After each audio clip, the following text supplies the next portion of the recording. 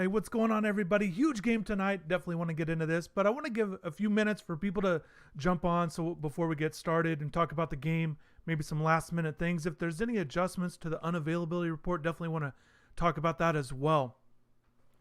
First off, just shout out to everybody that's here. Canes 1973, glad you're here. Orange and Green Blood, always glad when you pop on. And we got Jelano's in here. I probably messed that name up, but glad you're here. What up? What's going on? So just definitely glad everybody's here. And before I get started, also real quick, shout out to Valdosta, Georgia. The support about that Valdosta Lounge video game simulation that I put together was tremendous. So a huge shout out to Georgia, and glad I was able to give you guys something to watch. So just real quick, just if you guys are here, shout out to you guys for being able to do that. So let's get right into it. A lot of people here. Let's get right into it. So Miami Hurricanes against Clemson. Let me know what you guys think in the chat if there's certain topics you'd like for me to discuss, but I want to get right into it. And particularly, the big thing tonight is going to be the passing game of Clemson and obviously the rushing attack with Travis Etienne, who can obviously go for 150, 180 every time he steps foot on the field. But for me, I want to start with the passing game because I think that's where Miami is. If they're doing well with that, I think they'll have a shot. So starting with that, with Trevor Lawrence and his ability, and you're going to see it. If you haven't seen much with Trevor, maybe something you're hearing about him, all the hype, the Heisman Trophy stuff. And I guess the big thing that stands out to me, and I put it on the article on the site today on InsideTheU.com, but 28-1 as a starter.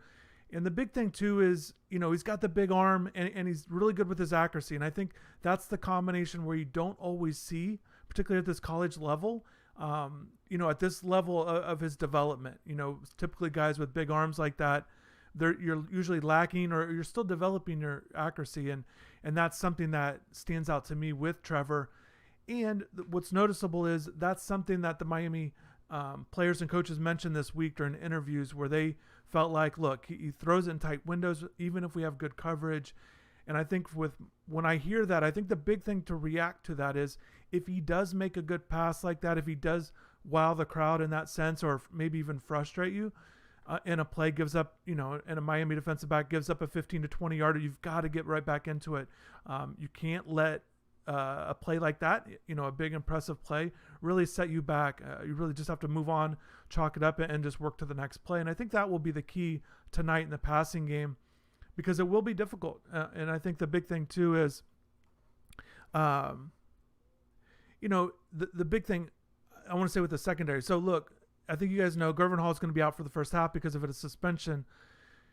Serving from the ejection against Florida State, it feels like forever ago, but because he was ejected in the second half, he has to miss the first half of this one, but he will be on the sideline, tuned in, ready to go. It's a new rule where he'll be actually able to be on the sideline instead of sitting in the locker room. But the way I look at it is I think they're going to stick with Amari Carter and Bubba Bolden unless there's some issues there. I think jumping in for the second half can be a little difficult in a big game like this, so we'll see how that goes. But my point is I think they're really going to ride with those two guys. They've got Brian Ballum, a freshman, ready to go. But I think they're going to roll the two safeties, and I think that's going to be important. So we'll see how they play with maybe the depth, and then if Ballum gets in there, can he, provide solid play, or is Clemson going to try to attack him? Same thing at cornerback. Miami has been typically rolling out the three corners, with Corey Couch as a third corner, and then DJ Ivey and Al Blades Jr. as the top two corners, and that's kind of been about it. So it's kind of just basically your three corners and now your two safeties. So not a lot of depth that they feel perfectly confident with because of the inexperience of the young players.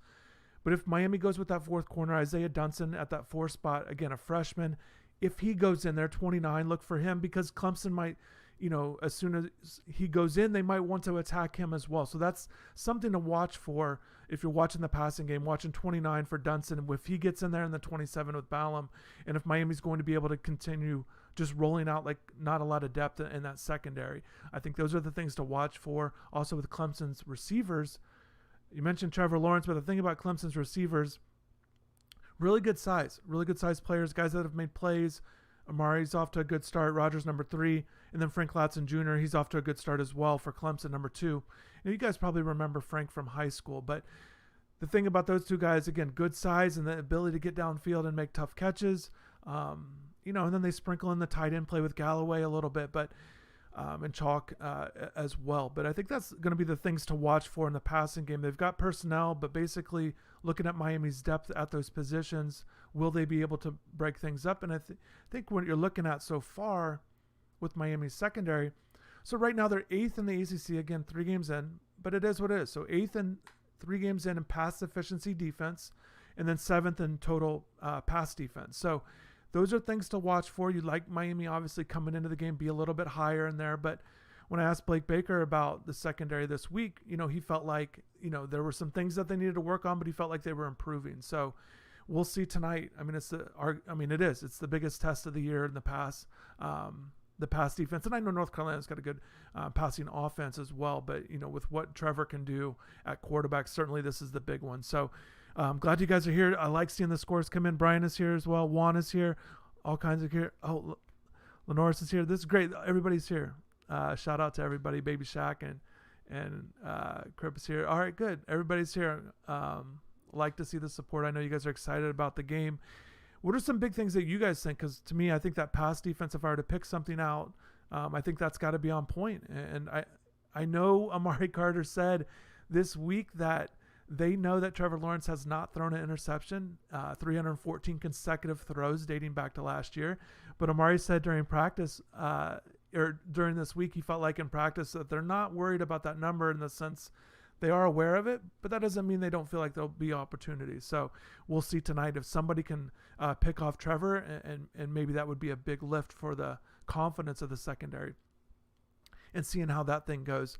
And Juan, you mentioned, I just kind of looking at these messages just with Gervin Hall. Yeah, that's the difficult thing with that game. And, especially because, I know you probably looked at it too, like the game was out of hand. So the big thing is don't get anybody hurt. Make sure everybody doesn't, get into anything where they will be out. So, but Gervin is allowed to come back in that second half. And it's just my opinion that I think that they would just kind of prefer to stick with Amari and Bubba for this game, because getting in the mix might be difficult, but I could be completely wrong, and they could just throw Gervin out there because they do really like his abilities, the things he's able to bring to the table.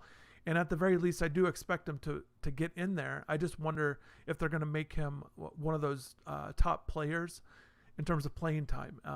And I think, but again, just having an extra guy, and again, if someone struggles, and you mentioned with what Gervin has dealt with, Amari, those first 2 games he had targeting calls against him, but they were pulled back. And then last year he had the 2 ejections. So certainly Amari, and he said that this week, he knows he can't get knocked out of the game in the first half by any means. That would certainly put a damper on it, and that would be an awful situation for Miami's defense for sure. And Brian mentioned, doesn't want Trevor to be mobile, and that's the other thing that just makes things difficult. Just with Trevor's ability to run. And one thing that stands out to me, and you saw it last year, he can run over 500 rushing yards, 9 touchdowns. So the ability's there. You guys saw the big run in the playoffs there. But, this year he is only 14 rushing yards, so it's not like he's having this big impact. Conversely, De'Aaron King with over 150 yards. So a different kind of runner, and Trevor certainly can run because he has that ability, but it's not as certainly through the first 3 games, it's not as big of an impact part of his game where De'Aaron does in terms of comparing how they run. But Trevor has the speed and the ability to get up and go. And one of the things that always stands out to me with quarterbacks like that can run, and I want to check this real quick,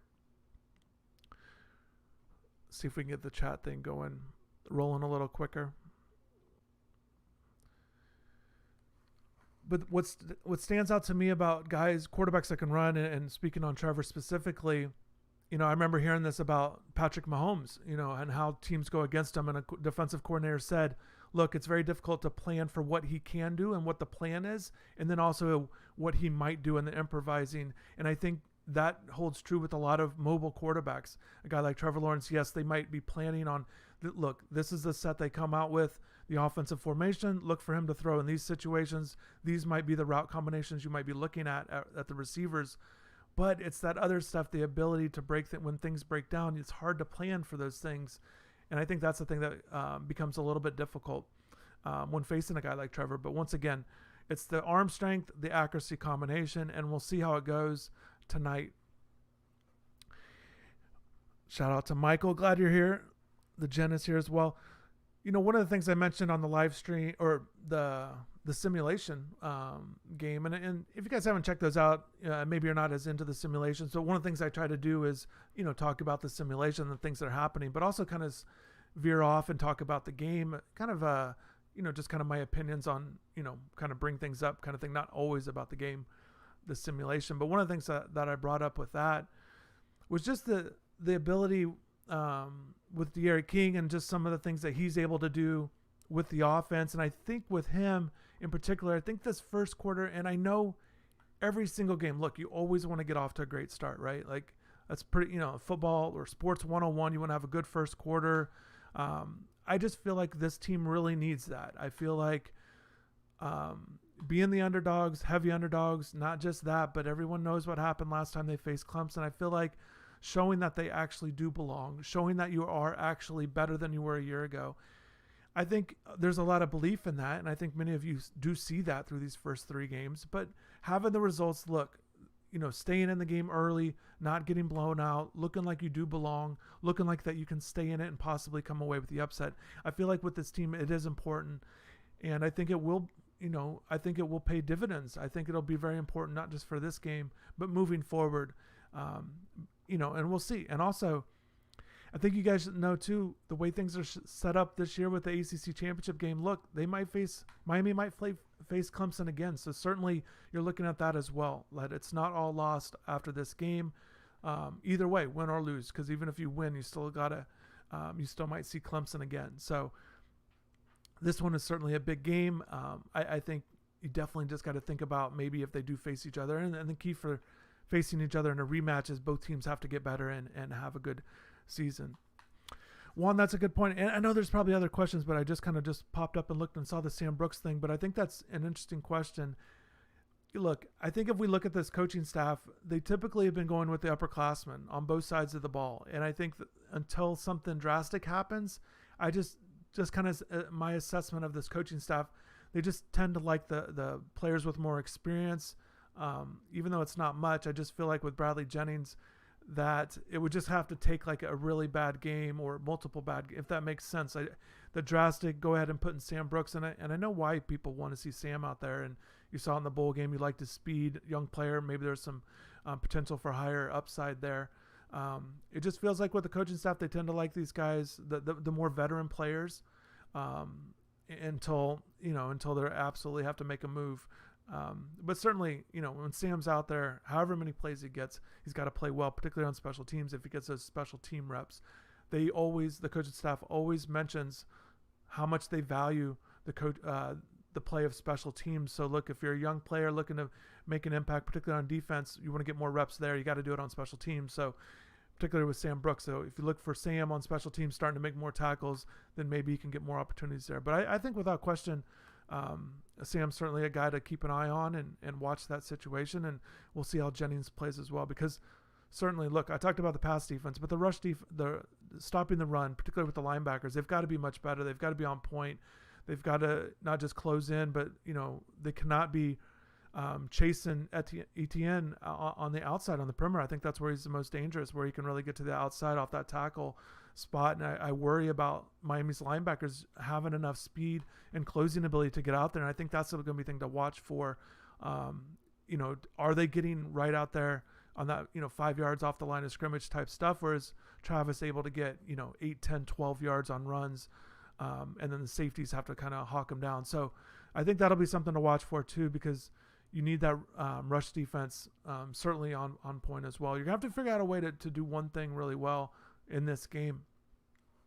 Because if Clemson gets into a roll, into a rhythm, into a balanced offense where it just feels like Trevor and Travis are doing whatever they want to do, it's certainly going to be very difficult.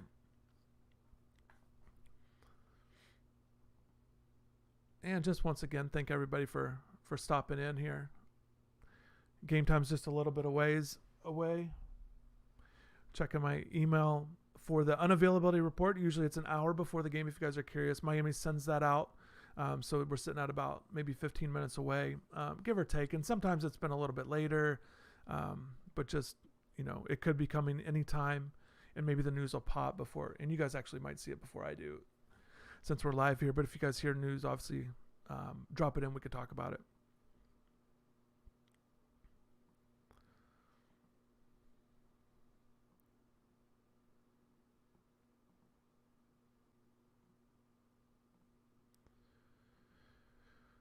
So we talked a little bit about the run game.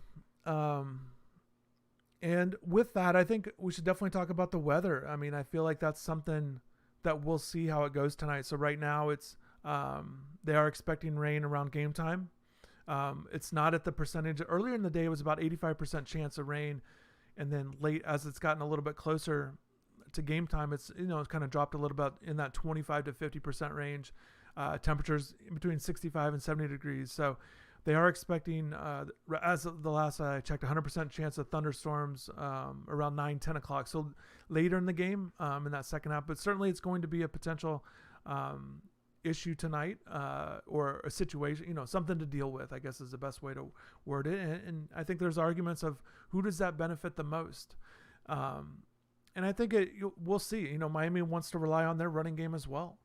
Cameron Harris, Don Chaney Jr., Jalen Knight, and they want all three of those guys being able to run the ball. Obviously, with D'Eriq King, mentioned him earlier, they've got to run the ball. And that was one of the things that I asked Coach Rhett Lashley this week about. He's talked so much about balance. I was curious what he thought about the balance through the first 3 games. And the one thing he said was, because right now it's 53% running to 47 passing, so obviously really close. And he's fine with it. He feels like it's been good. He likes the balance, and you see the production. They've been able to produce as well. So that's a good sign. The other thing I asked Rhett this week was, and you guys can see there's been an article on InsideTheU.com this week, or you can check the interviews on the channel. But I asked Rhett also about the play count. So right now they're averaging about 74, 75 plays a game. He'd like that number to be up a little bit. Feels like they can still get there. The reason why he wants it higher, just to really put pressure on the opposing defenses. So something to watch for in this game as well. Can Miami, really put pressure on Clemson's defense in terms of, the repetitive plays, and maybe Miami's getting a little bit better at going with the faster tempo now here in game 4, getting used to this tempo. So that'll be something to watch for when Miami has the ball. Can they really, make Clemson's defense feel the impact of Miami's offense? I think that'll be something that Miami certainly wants to get going. And we talk so much about, what Trevor's able to do at quarterback, but with D'Eriq King as well, he's definitely more than productive. He's a quality quarterback, one of the best quarterbacks in the country, and he's going to be need to have a big game as well. I think when you look at D'Eriq, maybe some things that he's going to be able to do tonight. They've got a new group, kind of a new mix of returners and a new cast of guys in the secondary. Kendrick's been really good. Number 1, look for him. Nolan Turner. They've had guys that are still there, but they've got some other guys that maybe you could go at a little bit as well. So we'll definitely just have to wait and see how that thing works out. They got Goodrich on the outside as a guy that's been in the program a little bit, hasn't played a ton. So grading the defensive coordinator, again, just popping on the questions. I always like seeing the score updates. Kind of curious what you guys think. Grading the defensive coordinator. Look, Miami's been good on defense. I feel like there's always a lot of attention on the defense right now with Blake Baker, and it's just kind of how it is. I think the big thing to watch for tonight, and I think this is going to be an important part, not just the pass defense, but look, Miami's strength, if you're talking about Miami's defense, the strength is their defensive ends, Quincy Roche and Jalen Phillips. And it's going to be like this nearly every game. Look, they've got to play well. They've either got to find a way to get to Trevor Lawrence. One thing maybe something to watch for, Jalen Phillips has done a good job quietly of getting his hands on the ball. And maybe there's a way for him to, with his length, to really get his hands up, maybe in the passing lanes, maybe as like a sleeper type of thing to watch for tonight.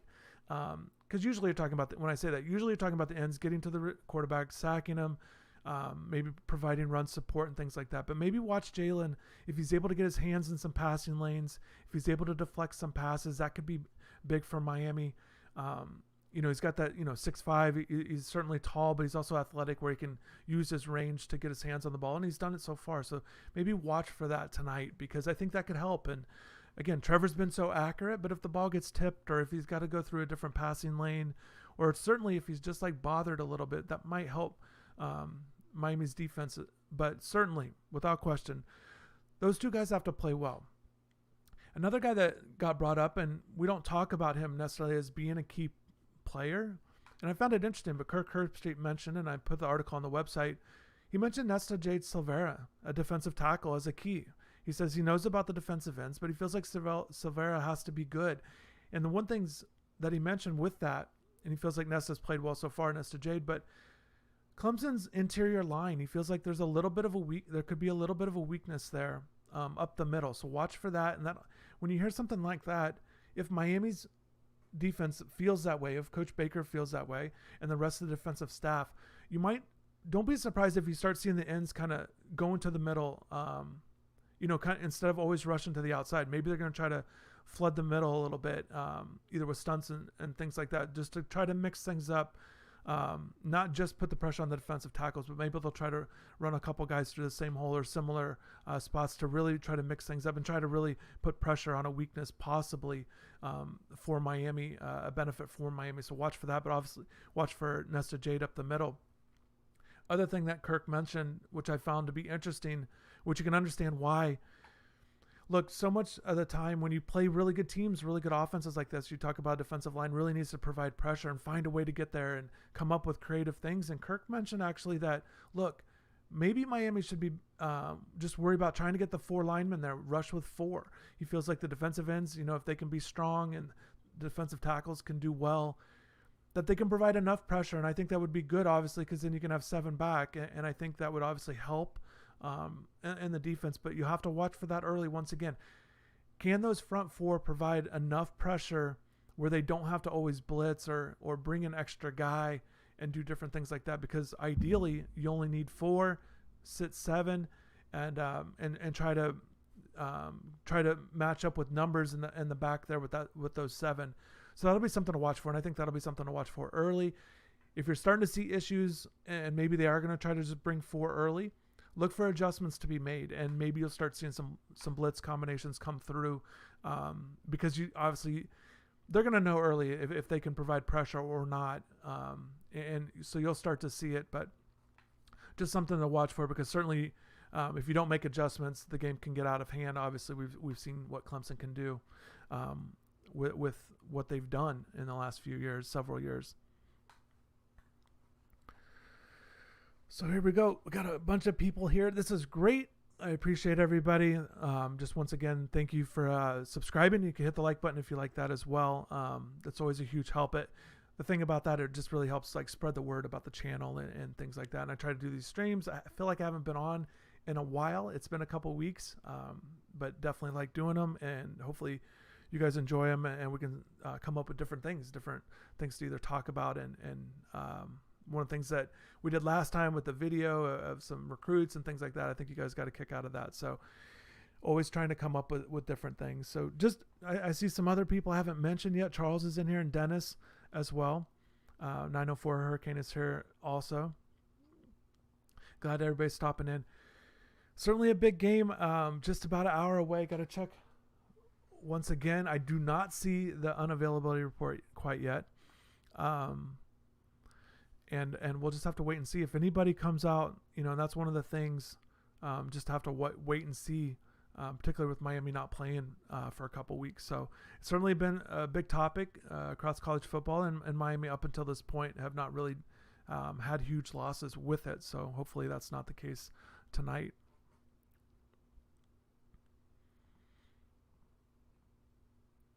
I see Brian's talking about Jalen Knighton.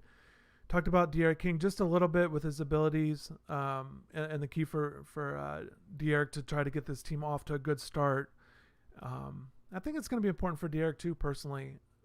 He's played against Oklahoma. He's played other big time teams, but even going into those games, it's just different. But going into a game like this, you're looking at your team is number 7 and Clemson's 1. You're feeling like you can do some things. You're going to challenge. You got to feel like you can challenge for an ACC title or get to the championship game as a Miami quarterback. I'm sure those are the things that De'Aaron's thinking about. So for him to have success early, I think that will help him as well throughout the game. So he'll actually see it, because he's not faced this team before. So And he's not obviously not faced this team with the Miami team he has now. So it's a little bit different, certainly a different group of guys. So I think getting off to a good start, not just from Miami's standpoint and their confidence, but Derek's as well.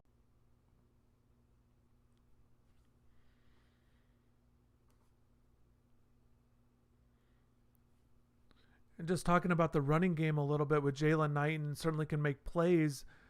But the thing you're watching for, and you've certainly seen that the first few games already, with Don Chaney Jr. showing flashes, and obviously we've seen Cameron Harris reel off big runs. But you want to see that tonight, and I know it's going to be difficult because Clemson has athletes and guys that can certainly play, particularly at the linebacker spot. Mike Jones Jr., number 6, watch for him. Skalski as well.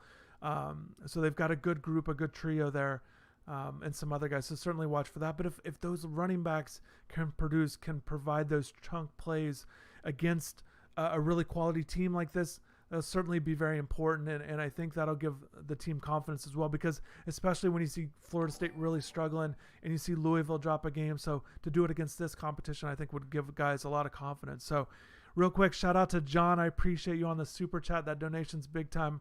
Definitely appreciate you for sure. You've always been a great supporter, so thank you. I hope you're right. Kane's going to shock the world. We'll see. We'll see how it goes. I definitely feel like there's a lot more confidence going into this game from the Miami fan base than last time, going into the last time they played Clemson. And we'll see how it goes. Certainly the big thing is you've got to be competitive. You know, and you hate to say that because a top 10 team, you're hoping to pull off the upset, but I don't think there's any question. You've got to be competitive. You've got to stay in the game, particularly pay attention to that first half, because Clemson, I say the first half so much, not just for confidence, but Clemson is really good. Their numbers are extremely good over the years when they're leading at halftime. Scoring first, they're really good on those numbers as well. So just watch for that. Because Clemson's been so good in those areas, 24 straight games that they've won in the ACC. I mentioned earlier, Trevor Lawrence 28-1 as a starter, and you guys know what that looks like. Ken Dorsey went through a similar record like that, not losing very often, had a national title in his career, and played for another, just like Trevor's already done in his 3rd season. So I think that's the big thing, and trying to find some sort of success early, and maybe you hit on something and not just reel off one play, in particular with the run game that I mentioned, but maybe there is a way, to maybe you're going off the right side, for example, and you're starting to find a run that works. And I think it's going to be important to kind of stick with it and try to get as much out of it as you can. And that's one thing that Rhett Lashley strikes me as being able to do. I feel like the way he talks, and because he's mentioned things like this since he's been at Miami, but he's going to recognize those sort of things, and he's okay with simplifying things and really maximizing as much as they can out of a play, or, even if that means they're not going to run as many plays. If they find things that are working, look for them to stick with it, and then if they have to, they'll make adjustments after that. And I think that'll be something to watch for as well. And I think with that, I'm very curious to see how the tight ends are going to produce tonight. Brevin Jordan in particular. Look, Clemson knows that Brevin Jordan is a key focal point. Leads the team in, in receptions, receiving yards, and touchdowns. Dabo Swinney said that they've got top 3-round talent with Brevin and Will Mallory, so they're certainly aware of both guys. They know the numbers, they know the ability, and I think Clemson's going to do whatever they can to take those guys out of the game, kind of really eliminate the production out of the tight end. And I think this is going to be something to really watch for, because Clemson has the linebackers, and also they can bring a safety up if they need to really defend Brevin well. And I find that to be very interesting tonight, because Miami, De'Eric mentioned it. Look, they're going to try to take him away. It's our job to get him the ball. And I feel like this is going to be a big matchup to watch for tonight, because Miami, I'm going to find it hard to believe they can have a successful offensive night if Brevin Jordan or Will Mallory are not a part of it, because I just believe that's the strength of their team in the passing game. And I don't know if they're going to be able to rack up the numbers they'd like and be able to get enough touchdowns if they're really not factors, but we'll see. I just feel like Miami has to win that matchup, even though both teams are certainly aware that the other, what the other team is going to try to do with that. So that's going to be something to watch for. It's also very interesting with the tight end position in general, because even as good as Brevin is, there are ways for a defense to be able to take them away. I mentioned bringing a safety down. You can definitely shade him a lot more, and really do everything you can to try to limit him and limit a tight end in general. So we'll see what Miami's going to be able to do with that matchup. I find it to be very interesting because once again, both teams are certainly aware of the situation. And that's one of the things too, a few games in, teams are starting to create an identity for themselves.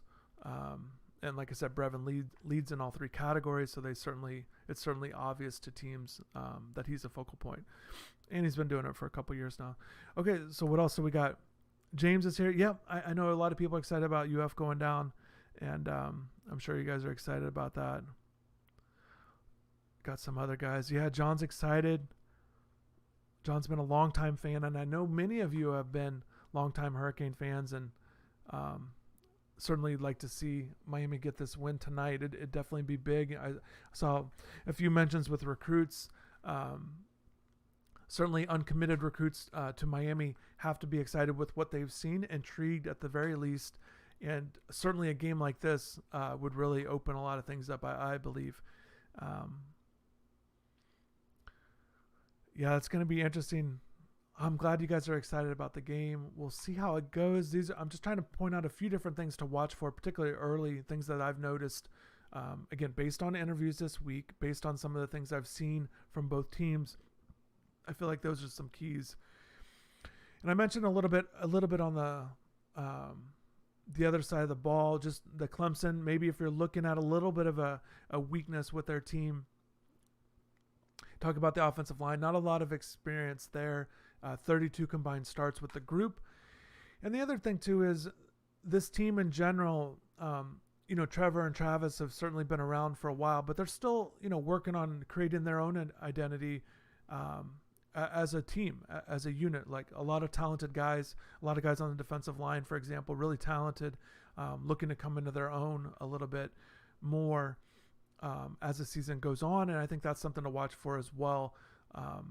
And one thing Dabo said, I thought that was interesting, and just kind of making sure his guys understand, look, they're number one ranked in the country. He said, look, there's a lot of top 10 teams that don't finish in the top 10 at the end of the year. And he's certainly making a point that, look, he doesn't know exactly what kind of team he has, but just making that point, I think that's good for a coach to do because, look, it does look like everything's going well for Clemson, but maybe if there are weaknesses, maybe Miami can expose a few. So we'll see tonight. We'll see tonight for sure. And I know many of you, what makes it so difficult for the upset is because of what they have at quarterback. Yeah, that's a good question. I see that right there, Castellanos. Miami's second in the country right now in tackles for loss. The sacks have not been there. For example, what stands out to me with the sacks, Jalen Phillips has not recorded a sack yet. It's difficult to get sacks on good quarterbacks, and certainly Trevor with his running ability. But if they can do that, if they can provide that pressure and actually finish it, obviously it'd be huge. You guys know what, especially for a guy that doesn't turn the ball over. So if there's any way to get any sort of negative play, I mentioned earlier where Jalen Phillips maybe can bat a hand on some balls as a potential, but yeah, any type of getting to the quarterback, finishing it off would be huge for sure. And we'll see. I mentioned earlier, I think Miami is going to go with the front four and see if they can rush with four, but maybe not. Maybe they've got a plan to, they're going to do some blitz packages that we've not seen yet this year. And maybe we talked about earlier with Sam Brooks. Sam's a guy that's showed the pass rushing ability, a lot of play on the line of scrimmage in high school, but he does have that ability to finish off plays, but he also has that speed. So I think maybe if you're looking for blitz packages from the linebacker spot, maybe watch for 6 there for the Miami defense. If he's in there, maybe watch for him. And I say that just because he has arguably the most speed in that linebacker group that plays. Avery Huff has really good speed as well, but he's not really in the rotation right now. So, but definitely something to watch for as well.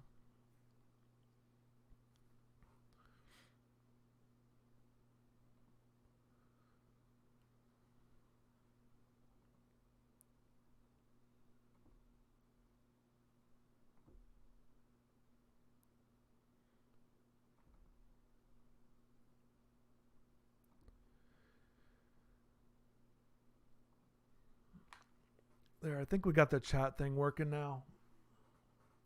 And still no update on the unavailability report. It's a new thing this year that they're doing.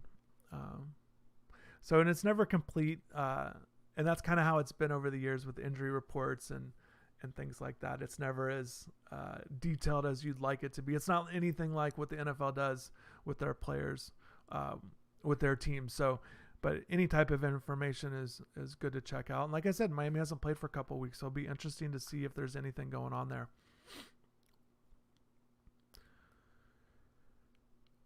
What else do we got? You have the holding up without Griffin. The thing is, Amari's played a lot, so but the big thing, I think that's the thing that you're talking about with a little bit with Amari. He's certainly going to have to be in the right position in a game like this. I think that's going to be key for him. Certainly he's got to get away from any potential negative plays in terms of penalties, but he cannot get beat on plays. All of the defensive backs will be under pressure, I believe. I think all of them. I think Bubba Bolden's going to be big in pass coverage because I think he's got a lot of ability there. But I think Al Blades, you talked about DJ Ivy. I know there was a lot of criticism earlier in the year. You saw some improvements, but DJ's got to be good tonight. There's no question about that. Al Blades Jr., you've seen positive signs, but this is a different animal. They're going against different receivers, multiple guys that can make plays with a quarterback who can get him the ball with a lot of velocity and accuracy. So I find that just to me, I said it from the jump, right when we got this thing started, that is the number one thing that I'll be watching for. That's the number one thing that has to hold up tonight, and it's going to be a challenge without a question. And I just don't think it's going to be particularly easy for Miami because we have seen a little bit of holes, but certainly we'll see. We'll see. Before the season started, I've mentioned this before on other streams, but before the season started, Al Blades Jr. mentioned, look, we want to be one of the best secondaries in the country. And my response has been, let's see it with results. And tonight, there's no better chance to show that. If you really believe that, then you've got to have a big game tonight and really play well. You cannot get exposed. You cannot allow Trevor to have a really good game. It's going to be difficult because Trevor's completing over 73% of his passes, and he's just been lights out. So we'll see how that goes. But I do think Castellano again. Do we bring in extra safety to cover Etienne if he catches out of the backfield, or a slot guy? I find that to be interesting as well, and that's what makes it so difficult because you don't have a lot of depth at that position where you can just put guys in a lot of different spots. And I think the biggest thing is Miami's going to have to quickly react to whatever Clemson is doing, whatever they're doing well. They've got to be able to take something away. If they're starting to get Travis involved in the passing game a lot, then you've got to be able to figure out a way to cut that off. Or, if you start to giving up some deep balls, you've got to cut that off as well, and maybe you give up a little bit more underneath. There's got to be something you take away from the Clemson defense. There's got to be something that you do to make them uncomfortable because you cannot allow them to run up and down the field. You're hoping for that bend but don't break type mentality, hoping for field goals. Manny Diaz mentioned this. He mentioned it's going to be a big important part of this game with third down and red zone, both sides of the ball for both teams. And I think he's right. Miami's got to figure out a way to, when Clemson, or if the Clemson gets down there, they've got to figure out a way to stop him in the red zone, really do well in their coverages at that point in the field. And maybe that's a way to hope that you stay in it. Just don't give up that explosive plays. It's very interesting the way coaches talk about explosive plays because they really, they simplify a game, and it talks about turnovers and explosive plays as really two big areas of a game. It's almost like the way they talk about it, everything else doesn't matter, if that makes sense. I just only speak on that because that's how simplified they make this topic. So watch for that explosive plays. If Miami's able to prevent that, that would certainly be huge. You cannot let Travis get off and get loose and get going. And like I said, he's a threat to go for 150, 180 every time he steps foot on the field. You've got to figure out a way to cut him off and slow him down. And they've actually struggled a little bit already this year with the running backs going for over 100 yards. Good question by James here about Mark Pope. Will he be the punt returner tonight? I would not be surprised if they make a move. I think the move would be to go to Restrepo. Gervin Hall is the backup, but we mentioned earlier, Gervin's out for the first half. I would not be surprised to see them go with Restrepo, although I say that, and we've seen Mark struggle in different games, and they tend to, even if they pull him off for a little bit, they go right back to him, so we'll see. But the reason why I think that there's a chance is because when he was asked about it this week, this specific question, Manny Diaz said, look, our depth chart we released on Monday is not necessarily the depth chart we go with on Saturday. In particular with this situation, he did say they were going to look at different guys and see. So he wasn't fully endorsing Mark to be the team's punt returner. So with that being said, I would not be surprised to see them go ahead and make a move and go with Restrepo, a guy that feels comfortable there, a freshman that you guys have known, and many of you guys have been hoping to see back there because, look, Mark cannot afford to have a misstep in a game like this. We talk about turnovers being such a big deal. He cannot allow a muff punt on their side of the 50 and Clemson takes over on a short field. And I think that's going to be a cause of concern. And I think that's the reason why there might be a move made because, look, you might not be able to get all the yards you're hoping for as a returner, but at the very least, you cannot lose the ball. And I think that Manny Diaz, his mentality in general as a defensive coach, really banks on a lot of just don't make the big mistake for an offense. Like just hold steady, just be solid, and then the defense can do enough, that kind of thing. I think that's his mentality as a head coach in general. And so the way I interpret that, I think it makes sense for him to really feel that way at punt returner. So we'll see. And if Mark's back there, he cannot mess up, but he's got to try to make plays because that's why he's back there. He's back there because he does have the athleticism, the quickness, the speed to get upfield. And if he's back there, he's got to make the most of it, and he's got to really give them something positive there. So we'll see. Go Canes is here. Glad you're here. Shout out to you. I think you're right. I think you're right to feel that way because the linebackers have struggled a little bit this year. You've not seen that really strong play. You've seen some steady play, some solid play at times. This is a team that can expose you at that position. It's certainly going to be important for them to play well because, again, Clemson can do it in different ways and not just be productive, but they've got elite guys. And once again, linebackers have to play well to give your team a shot.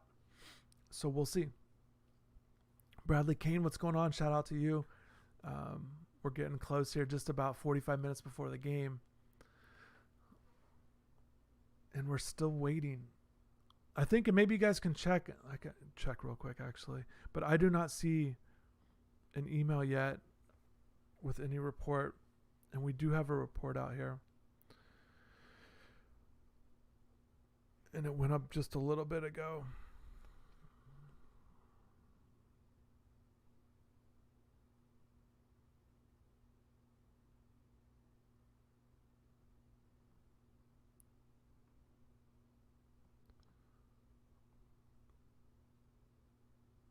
I'm looking right now, trying to read this report here. Yeah, there's no news to report. Nobody is out according to unavailability to report. Sorry, I was just trying to sort through what was going on. But yeah, nobody is out, so Miami's full go. According to the unavailability report, they'll be ready to go with everybody involved. Pay attention to maybe some news that might break in terms of some depth chart stuff. You've kind of seen this a little bit lately with Miami, with particularly in the offensive line. You've seen some moves already. They've went with two different starters on the left side on each position. Two different guys at left tackle, two different guys at left guard. I would expect to see Zion Nelson there again for this game. But John Campbell will be ready to go, so they can certainly go with Campbell as well. And then at left guard, I do think they'll stick with Ja'Kai Clark. He started the last two games for Traore, and I think that I assume that they'll stick with him there. So the way the rest of the line would shake up is the same three guys on the right side, Gaynor at center, Scaife at right guard, and Jared Williams at right tackle. Those three, I would not expect to move, but I do think that they'll stick with the guys that they started with last week. So we'll see. Clemson Tigers fan is here as well. shout out to you. Appreciate you jumping on the channel. I know a lot of people are excited about this game. And just to recap about this game, Miami and Clemson were not scheduled to face each other on the original schedule. They don't usually face each other each year with the crossover games in division. But when the new schedule, the revised schedule came out and Clemson was on it, and I think what stood out to me, just not just that they're facing Clemson, but that it's coming at this point in the season as a really strong test. And I think that's what you'll see tonight. And we'll wrap this thing up here in a little bit.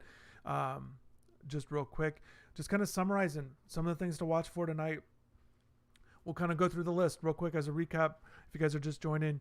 And thanks again for everybody for getting here. But the big thing for Miami, watch for tonight. They've got to get off to a good start offensively. Look for D'Eriq King. He needs to get into some sort of rhythm early in the game. You don't want to have empty drives. You want to find ways that you can attack the Clemson defense, and not just for the first quarter, but really find something where you feel like you can go to it throughout the game. Whether it's maybe you're able to get Brevin Jordan going the way you'd like. You don't want Clemson to be able to take him away, because I think if you do that, you're going to really struggle with getting production in the passing game, because the wide receivers have been steady. There's not a game breaker of that group. They've made some big plays in spots, but overall they're just kind of a steady group. And I just think that's what they are. And that's why it's so important to get Brevin going. They've got to figure out a way at some point, and maybe it's only one catch, because that's what it's been. Just 2 catches on the season, 2 targets for Will Mallory. You saw the touchdown, you saw 1 call back, but if there's a way to get Will involved, and maybe not, because we've not seen it, but if Will does get a target or a catch or anything like that, it's got to be important, and maybe that's all, just a really quality play. Obviously everybody's hoping to get both of them involved at the same time, and you guys have heard me multiple times, because only one game in their career that both of them have caught more than one pass in the same game.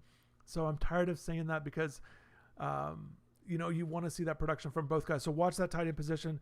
Clemson is certainly going to try everything they can to take it away. D'Eriq mentioned it's their job to get them involved and really take advantage of them, even though they know Clemson's going to try to take them away. Watch for the running game. We've seen burst from Cameron Harris, Don Chaney Jr., Jalen Knighton. All 3 of them have shown that they can run the ball and pick up big gains on plays. 20-yard runs for all 3 of them. You've seen Cam Harris go off for a couple 60-yarders already. That would certainly be very difficult to do against a Clemson team. But if they're able to show those, 15 to 25-yard runs against Clemson, that would be huge. They've got to figure out a way to get productive as well, because Rhett Lashley has always banked on an offense that is balanced.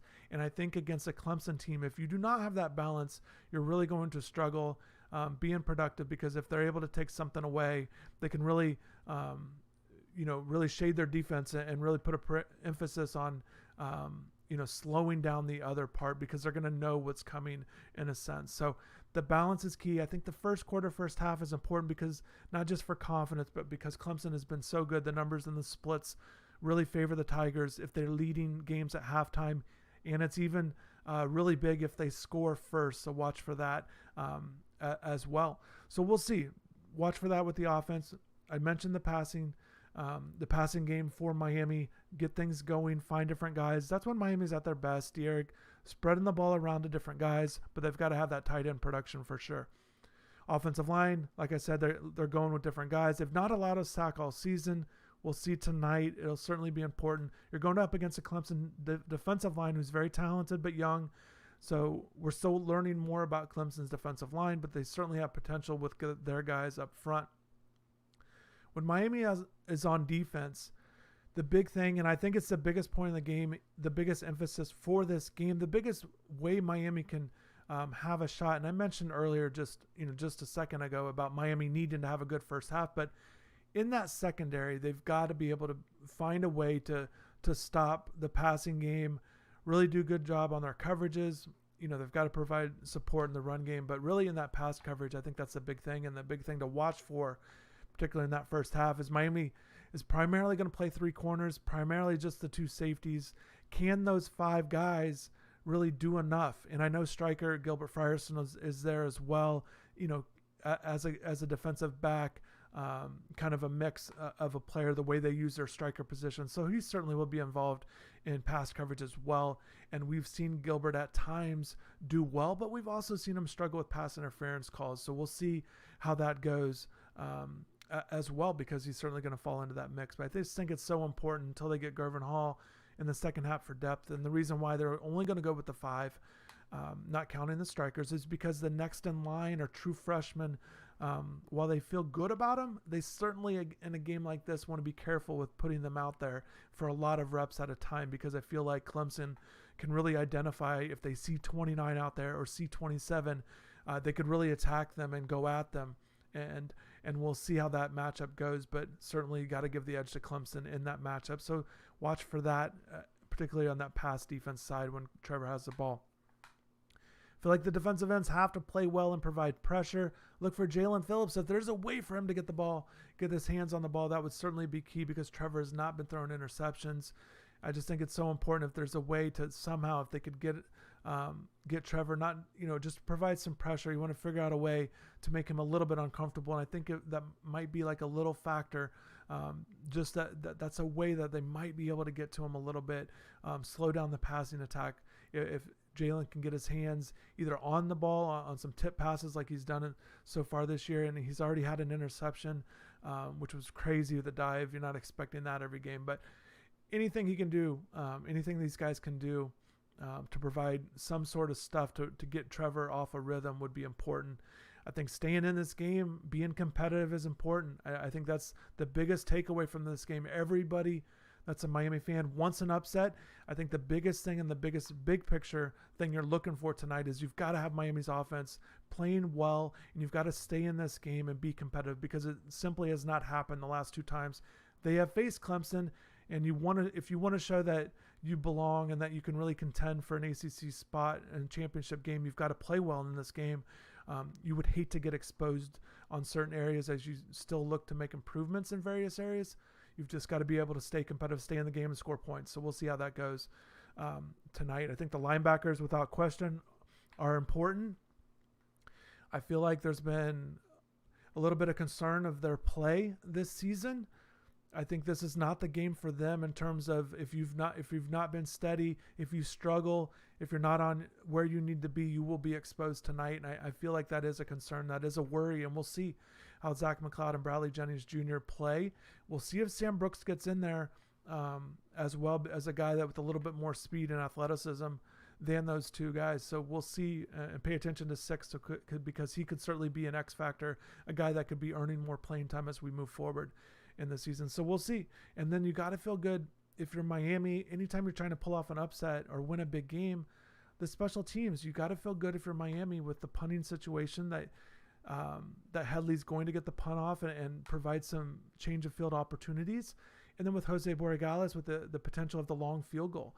I think that's going to be big, because Miami could look at it. Look, if they get to the 40, they could set up a field goal opportunity, because you've already seen Jose hit from 57 this year. So I think that they're going to be looking to get points on the board potential. So we'll see. I'm just very intrigued by this. I appreciate everybody for jumping on.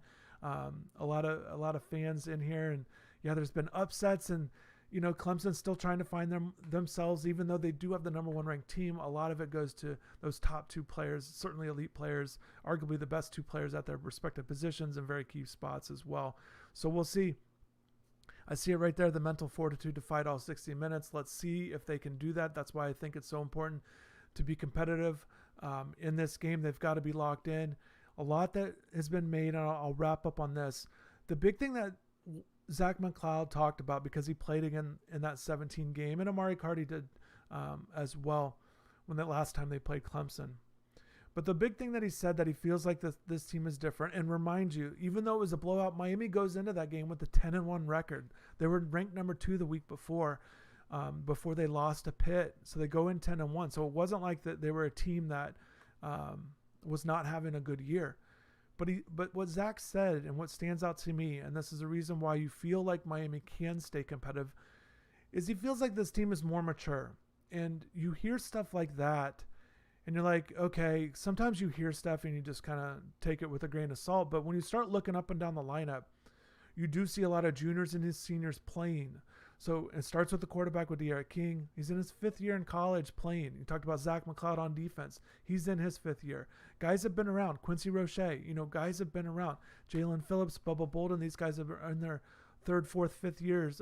These are guys that are playing a lot of football getting a lot of snaps, a lot of upperclassmen, and I think that will give you that should give you a reason to think why Miami will play those 60 minutes like what you were talking about. But that's certainly the key in this game. Football games are so long. I talked about that so much, and to pull off the upset, you certainly got to be on point for a really long time, and we'll see how this thing goes. Appreciate everybody for jumping on, and I'm going to go straight from this, get a little bit of a break, and then go right into the live updates. So what we do is if you guys are new to the site, go to InsideTheU.com. We have a live message board, a live thread where we comment. I'll be chiming in on there all game long, so check that out. Also, stay with me on post-game stuff. I will have plenty of interviews. We'll do I do Zoom calls as a member of the media after the game with the coaches and players, and I'll get those up tonight, even though it is late. Typically game nights are always late, but always stay locked in on the site to get all your coverage of the Miami Hurricanes. Appreciate everybody once again. John, shout out to you once again on that donation. It's a huge help. Really appreciate you for doing that. You didn't have to do that, so I definitely appreciate you for doing that. So thanks to everybody, a lot of support. Check it out, and we'll see how the game goes. But once again, we'll see. It's a big time game once again. Gotta love that.